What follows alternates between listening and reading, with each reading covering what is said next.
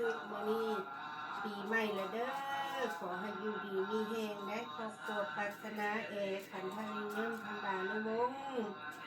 จอนนี่เจนนิเฟอร์หลานเมียและหลานน้อยเชษพันดานุวงศ์เด้อให้อยู่เย็นเป็นสุข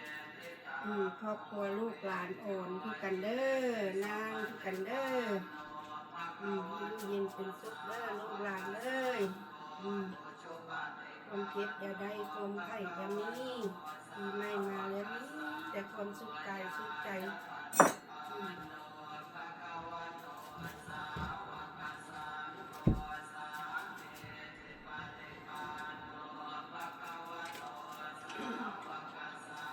มาเด้ออ่อนเอ้ยนางเอ้ยมาส่งพระเด้อ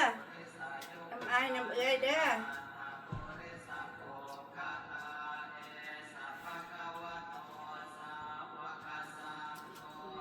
เป็นสุขเด้อ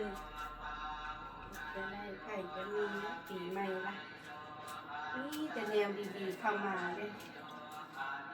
เงินได้เงินคิดคำได้คำคิดทองได้ทอง